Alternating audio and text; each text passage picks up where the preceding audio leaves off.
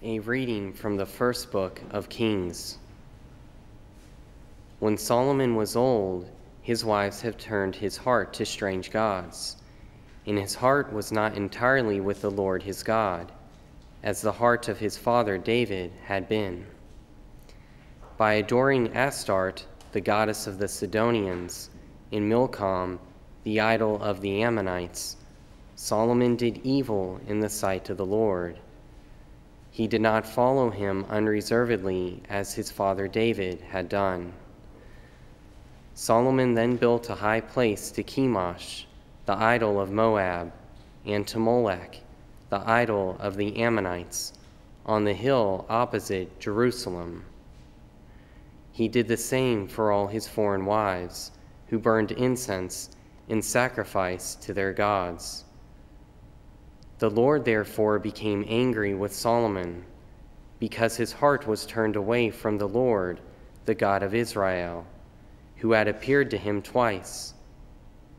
For though the Lord had forbidden him this very act of following strange gods, Solomon had not obeyed him.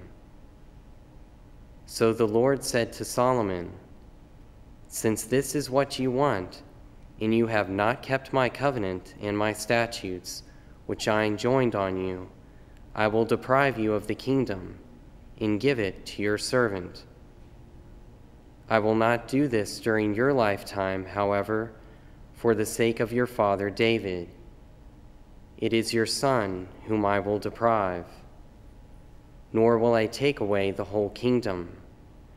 I will leave your son one tribe for the sake of my servant David, and of Jerusalem, which I have chosen."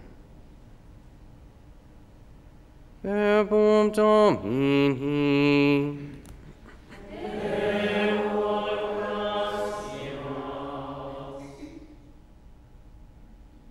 Remember us, O Lord, as you favor your people.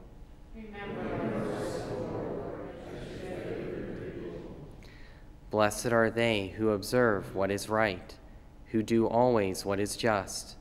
Remember us, O Lord, as you favor your people. Visit us with your saving help.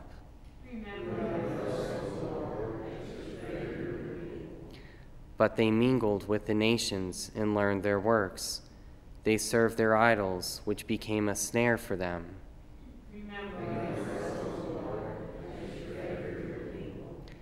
They sacrificed their sons and their daughters to demons, and the Lord grew angry with his people and abhorred his inheritance.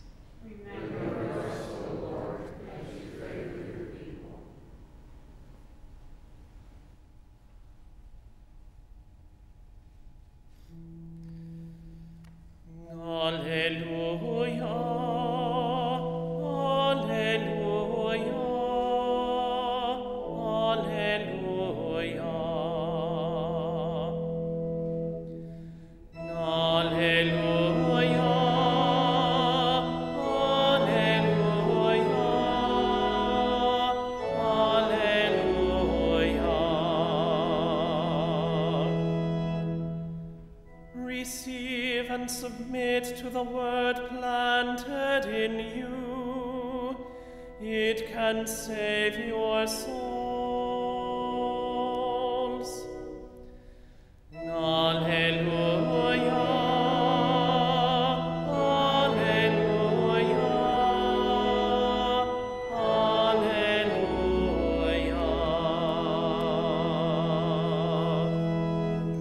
Dominus vobiscum, Et cum spiritu tuo. Lectio Sancti Evangelii secundum Marcum. Gloria tibi, Domine. Jesus went to the district of Tyre.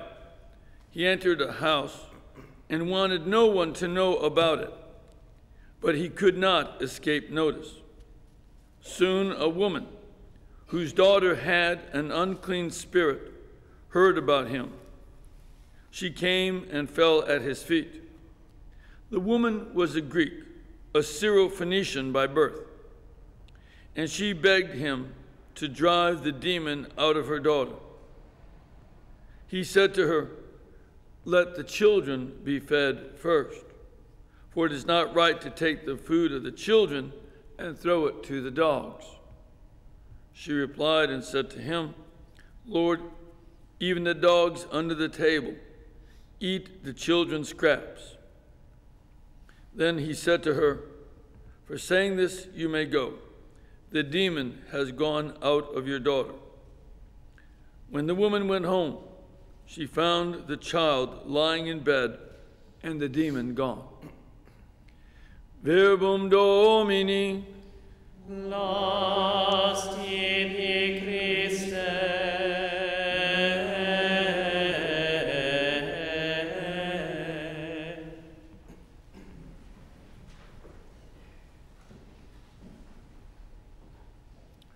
Today's first reading from 1 Kings chapter 11 is one of the very important texts about King Solomon.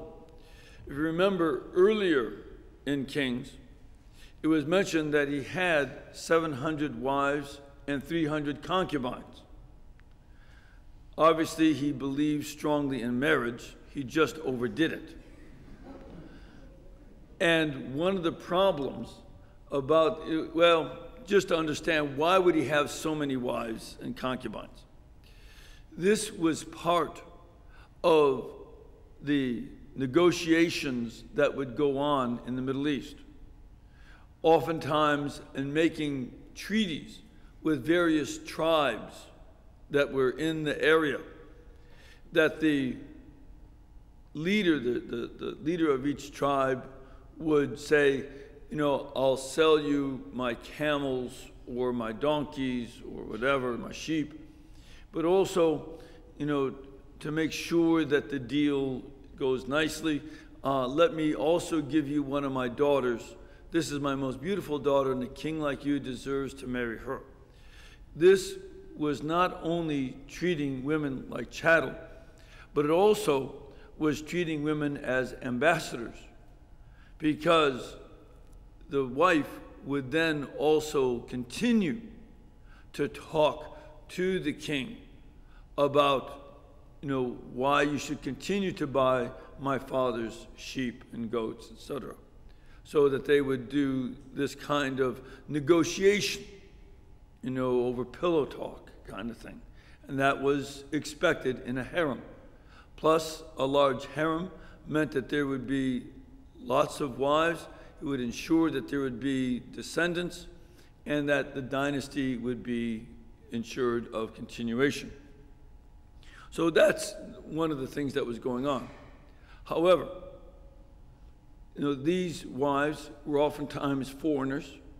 Again, that's one of the issues with these negotiations of why they would have all these wives. They would be foreign wives. And as foreign wives, they were willing to come in to be married to a great king like Solomon, but they did not give up worship of their various deities. And the gods and goddesses of their people were still their own religious commitment. And this episode brings up two things. First, Solomon began to go along with them in allowing them to worship their gods and goddesses, and he joined in. You should use your imagination to see how a beautiful woman would be able to convince Solomon to worship these other deities along with her. Not only to build a shrine to them. There's a hill that's just to the east of Jerusalem. And he built these various temples on that hill. And these shrines to the various gods and goddesses were places, as it says in the text, of smoke and slaughter, that they would offer sacrifices to these deities and incense, as well as the smoke of the burning animals. And that this was going on. And Solomon not only allowed his wives to worship at these shrines, and not only did he build the shrines, but they convinced him to join them in that worship. Now, this was something that, as we see in today's psalm, Psalm 106, where it says, they served their idols, which became a snare for them. This was something that was warned of in the first 5 books of the Bible, especially in Exodus, Leviticus, Deuteronomy, and Numbers. They were warned by Moses again and again and again that they should not even marry these other folks, because you will be tempted to worship their deities. Now, what was the temptation? The gods and goddesses, for instance, Ashtoreth. Ashtoreth was probably a star god. Ashtar was the Canaanite god of the star, Venus. And we know that Molech and Chemosh were also the gods of the Ammonites and the Moabites, respectively, also of the god Venus. And Venus is the planet that we see in the morning. It shines very brightly in the morning sky. And this became worshipped as a fertility deity. And that was the attraction. You wanted fertility in your family, to have more children, and also among your animals. And so you would do this worship of these deities to increase fertility. And of course, that was attractive because it was good economics.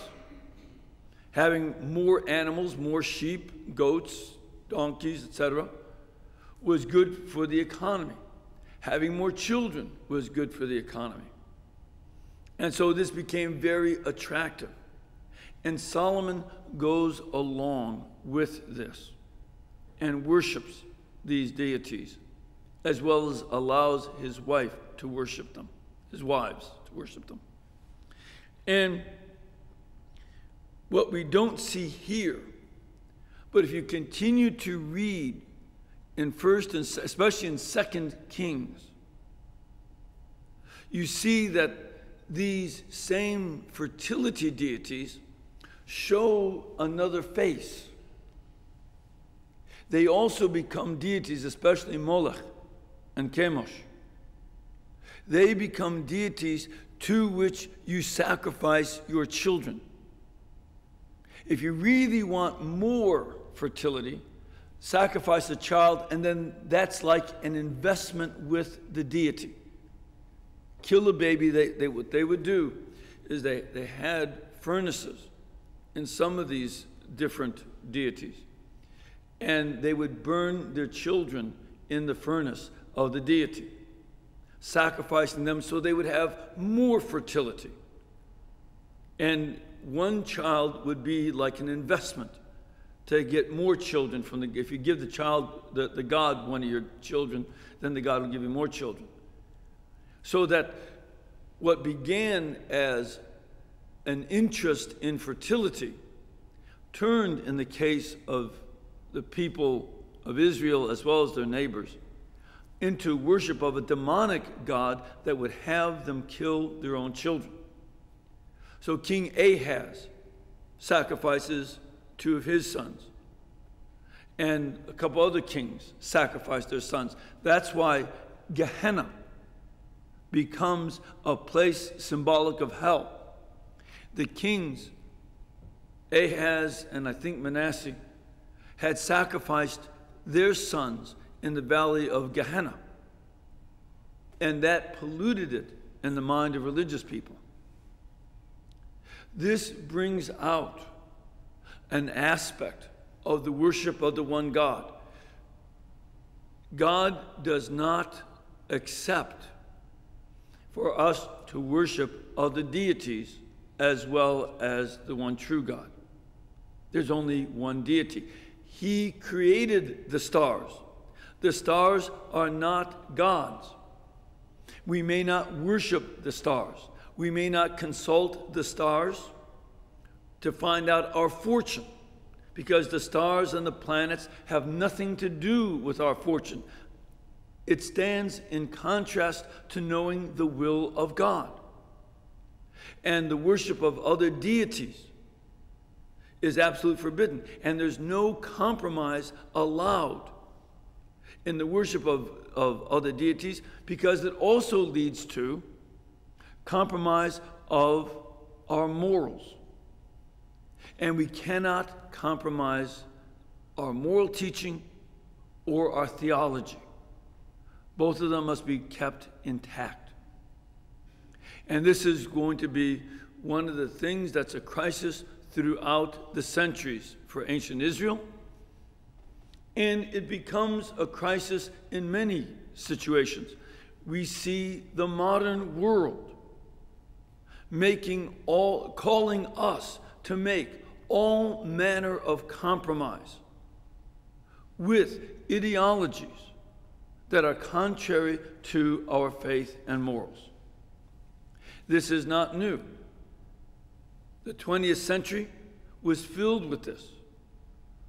The Marxists wanted Christians to compromise their faith and become atheists and serve the state and become slaves of the state. The Nazis wanted people to compromise their religion and exterminate the Jews and others. Gypsies were included in that. Homosexuals were included in that. And to turn away from the commandment, thou shalt not kill, in order to worship the state as supreme. Das Deutsche Reich became everything. And people were willing to do so. And now we look back upon the people who refused to compromise with Nazism and communism as heroes. In their own day, they were looked upon as fools. They were looked upon as enemies of the state. Now we look upon them as heroes because we see that they stood up for what was right.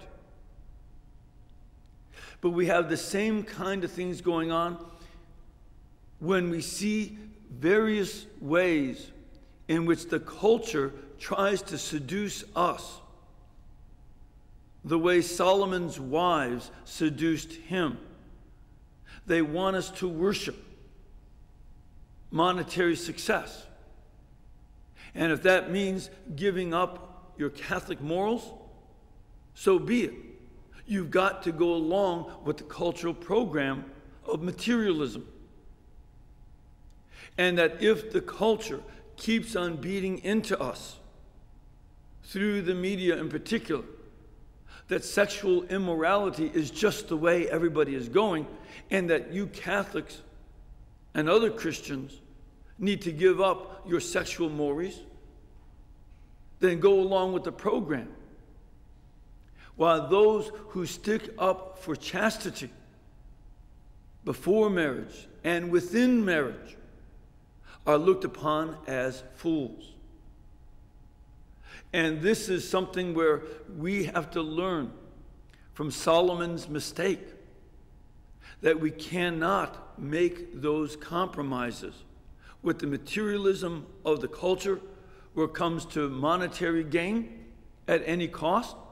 We have to follow what is right and wrong in making advancements. There's nothing wrong with monetary advancement, but it cannot be done at the expense of what is right and wrong. There's nothing wrong with marriage, but we cannot promote human sexuality in such a way that we put our immortal souls in danger of going to hell. And now we see that the state wants us to compromise our morals. The pressure on the present administration is coming from various feminists who believe that it is a right. Barbara Boxer was just in the news saying that how dare the Republicans go against the right of women to have contraceptives. And this isn't about Republicans or Democrats.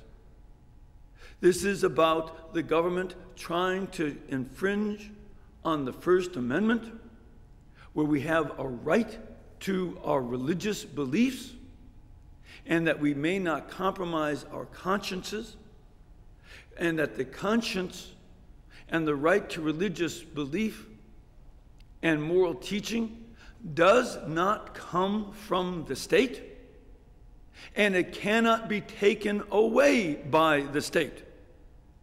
It is something that comes directly from God. The human conscience is not answerable to Congress, the president, the judiciary. It is not answerable to any part of the three branches of our government or any other government. The conscience is answerable to God. And just as Solomon had to learn that God, the Lord, was the one who was going to judge his intentions and his actions, by which he went against the statutes of the Lord, so also is it with us, and that we are answerable to God our Lord. And as the Lord said to Solomon, since this is what you want, and you have not kept my covenant and my statutes, which I enjoined on you. This was the decision that Solomon had made. We are to learn from that, and it's set as a warning for the rest of us that we cannot go against the statutes of the Lord. Issues that the government wants us to change about abortifacients, sterilization, and contraception are not new issues in the Catholic Church. Pope Paul VI did not invent these as moral issues in 1968. He merely confirmed what had been the teaching of the Church since the first century in the Didache, and that he was simply reiterating what the Church had consistently taught throughout the centuries. We have had theologians who act like Solomon, and they wanted to compromise the Church's teaching on birth control. And then from that willingness to change one part of our moral teaching, they then went and said that if birth control is acceptable, then the issue is how people feel love for one another, and whoever loves one another can therefore engage in whatever behaviors they want to engage in, so long as it comes out of love. That logic came from rejecting that marriage is meant for procreation and for the love of the spouses. And you cannot isolate the love from the procreation.